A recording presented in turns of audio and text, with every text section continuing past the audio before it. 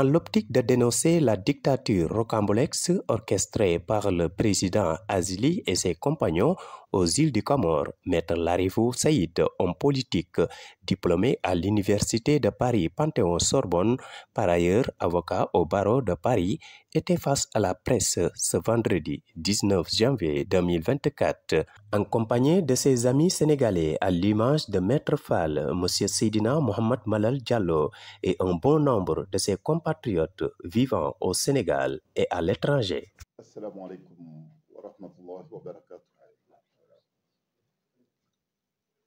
D'abord, mes remerciements à la presse sénégalaise, à la presse africaine et internationale,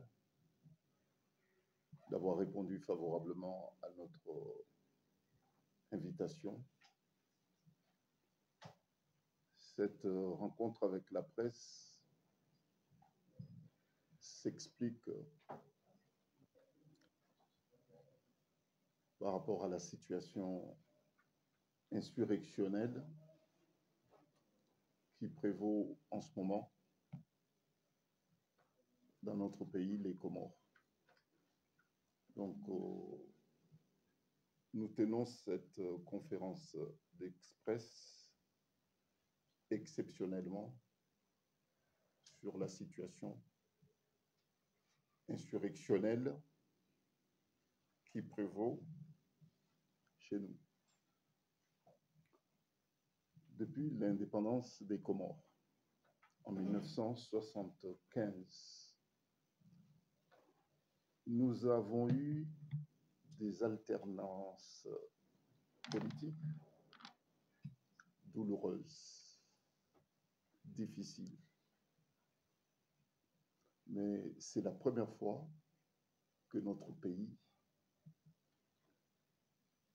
subit une situation insurrectionnelle spontanée. Lorsque je parle de spontanéité, c'est par rapport à la réaction spontanée de la population. Et je me devais, en tant que leader politique, ancien candidat à l'élection présidentielle, pour avoir été 2 fois au 2e tour d'une élection nationale, je me devais, même si je suis à l'étranger, mais je ne suis pas à l'étranger puisque je suis à Dakar, je me devais, comme le font la classe politique comorienne et toutes les forces vives de mon pays, je me devais, à partir de Dakar, tout un symbole, prendre aussi la parole et apporter ma part de contribution dans le combat de dignité, dans le combat de libération mené par mes compatriotes qui sont à l'intérieur du pays et ceux qui sont à l'extérieur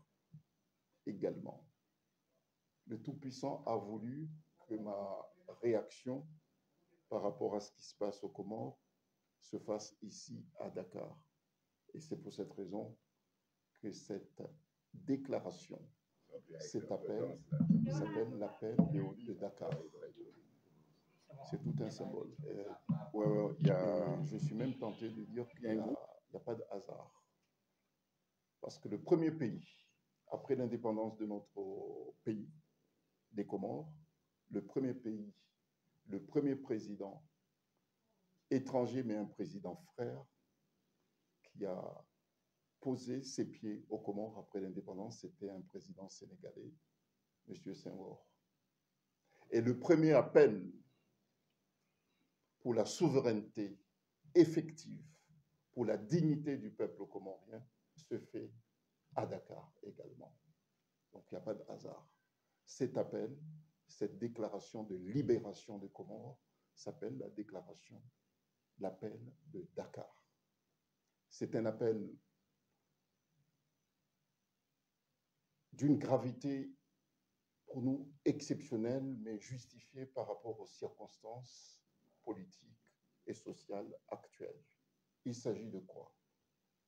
Il s'agit d'une tentative de coup d'État électoral, institutionnel, qui est commis pas par n'importe qui, mais il s'agit d'une tentative de coup d'État électoral commis par le président, je le dis bien, par le président de l'Union africaine. C'est le président lui-même de l'Union africaine qui tente une nouvelle fois, pour avoir réussi un coup d'État militaire et 2 coups d'État électoraux, il essaye une énième tentative de coup d'État électoral déjouée par la jeunesse comorienne, puisqu'il s'agit cette fois d'une ligue de la jeunesse comorienne contre le coup d'État d'Azali Assoumani, le président de l'Union africaine. Je remercie mes confrères sénégalais, des avocats internationaux, qui ont accepté d'accompagner le peuple comorien dans leur combat pour la libération de notre pays, pour la dignité du peuple comorien. Les crimes, ceux qui ont été commis, les 36 assassinats commis par les militaires comoriens sous l'autorité et le commandement d'Azali Assoumani font déjà l'objet de signalement à la CPI. Les crimes qui ont été commis avant-hier et hier et les blessés graves feront l'objet également de saisine devant la CPI. Ça, c'est une autre démarche judiciaire qui relève de la compétence des avocats. Mais ce qui est sûr, c'est que les crimes commis, selon des informations, je le dis au conditionnel, puisqu'il s'agit d'un acte grave, qui aurait été commis par son propre fils, qui est le commandant de la gendarmerie, nommé quelques mois de cela par son père, puisqu'il savait qu'il allait se présenter aux élections, et a volontairement nommé son propre fils, qui s'appelle Loukman Azali, comme commandant de la gendarmerie, c'est-à-dire c'est lui qui ordonne les assassinats commis aujourd'hui, depuis hier, avant-hier, aujourd'hui, au Comores. C'est son propre fils. Sans parler de celui qui est son conseiller privé également, qui est en réalité le vice-président des Comores. Sans parler aussi de l'apport moral, psychologique et politique de sa propre femme, qui s'appelle Ambari. Voilà. Bon, donc je tiens à remercier mes confrères pour leur disponibilité, pour accompagner mes compatriotes, mon pays, les Comores. Je remercie les panafricains. Et c'est la première fois dans l'histoire des Comores que nous voyons une mobilisation africaine pour accompagner notre peuple. Je tiens quand même à le souligner, puisque c'est une réalité. Qu'il soit du sud, qu'il soit du nord, qu'il soit de l'est, de l'ouest et du centre, nous sentons une mobilisation africaine en faveur du peuple frère des Comores. Je tiens quand même à le souligner. Nous croyons plus à la presse africaine, puisqu'elle a la même préoccupation que la presse comorienne, qui, malgré les intimidations, qui, malgré les menaces, tient tête, puisqu'il s'agit d'un enjeu avant tout africain. C'est pour cette raison que nous portons un intérêt, mais capital et déterminant, sur ce qui s'est dit en Afrique par les Africains, et non pas par ceux qui, lorsqu'ils écrivent, lorsqu'ils diffusent, c'est pour répondre à des intérêts qui ne sont pas forcément des intérêts africains. Vous ne pouvez pas mesurer ma fierté de tenir cette déclaration ici, en Afrique, puisqu'il s'agit de parler de l'Afrique, des Comores, et surtout à Dakar. Deuxième point, je tiens à dire à la communauté africaine qu'il n'y a pas eu d'élection aux Comores. Il n'y a pas eu d'élection aux Comores le 14 janvier dernier. Il devait y avoir des élections, mais il n'y a pas eu d'élection. Je vais vous donner un chiffre, et puis je ne parlerai pas de ce qui s'est passé en termes de processus électoral le 14 janvier dernier. Les Comores, pour ceux qui ne le savent pas, est composé de 4 îles. Il y a la Mayotte qui est sous l'administration française. Et puis il y a les 3 autres îles indépendantes. Il y a l'île d'Anjouan, l'île de Moélie et puis l'île de la Grande Comore. Le Azali Assoumani avait 3 candidats au poste de gouverneur. Et lui-même, il était candidat à sa propre succession. Son candidat au poste de gouverneur à l'île de la Grande Comore aurait, selon la CENI, chez nous, ici on parle de Sénat, son candidat au poste de gouverneur aurait été élu, selon la CENI, par 56 000 voix sur 130 000 inscrits. 56 000 voix. Sur un territoire, sur les 3 territoires de l'archipel. Azali soutient avoir été élu au premier tour par 33 000 voix sur l'ensemble du territoire, alors que son gouverneur, qui prétend avoir été élu à la Grande Comore, a été élu à 53 à peu près, 53% par 56 000 voix. Vous voyez la cohérence. Et ça, c'est sorti de la CENI, sorti officiellement par la CENI, en présence de la communauté internationale qui a applaudi, en présence surtout de l'Union africaine qui a dit qu'il n'y a rien eu de grave aux Comores, tout s'est bien passé, les Comoriens se sont prononcés démocratiquement, il n'y a rien à dire, Azali est encore président pour 5 ans, et puis dans 5 ans, il donnera le relais à son fils. C'est ça. Donc, l'Union africaine est venue donner la bénédiction à Azali, alors qu'il est de notoriété publique, en tout cas c'est au vu et au sou de tout le monde, qu'à l'île d'Anjouan, à 13h précisément, 13h, les militaires se sont emparés des urnes avec les fiches d'enrôlement, la section chargée des élections et constitutionnelle. Il a mis fin à ses fonctions. Il a désigné un autre dans l'espoir que celui qui est nouvellement désigné va confirmer son coup d'État et le maintenir dans ses fonctions. Pire encore, alors qu'il était déjà candidat, menait sa campagne, c'est les militaires comoriens, les forces de l'ordre, qui organisaient ces campagnes. Et ces meetings également. Les images sont à la disposition de tous les observateurs. Ces faits ont été portés quelques mois de cela à la connaissance de la communauté internationale qui a été interpellée. On leur avait demandé d'engager des démarches préventives pour empêcher ce coup d'État électoral. Les preuves sont là.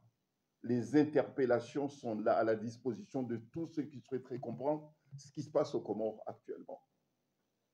Nous avons, moi personnellement, j'ai saisi les Nations Unies, l'Union africaine pour leur dire que votre président est candidat, vous ne serez jamais neutre. Vous avez perdu votre neutralité et que tout ce que vous direz au sujet de ce qui va se passer aux Comores n'aura aucune crédibilité. La preuve, malheureusement, je n'ai pas eu tort. Ils sont venus, ils ont avalisé cette mascarade. Enfin, mascarade, c'est encore gentil. Ce crime politique, il s'agit d'un crime contre la démocratie. Je tenais à vous relater un petit peu les circonstances et le pourquoi de notre présence ici aujourd'hui, avant de vous exprimer mes vœux, qui est celui de, je dirais, de tous les Comoriens. Selon ses propos, entre 2016 et 2024, au moins 38 personnes auraient été assassinées dans le pays par le pouvoir. D'abord, mes condoléances aux familles des jeunes qui ont perdu la vie, aux jeunes martyrs pour la démocratie et les libertés, il y a des jeunes qui sont morts.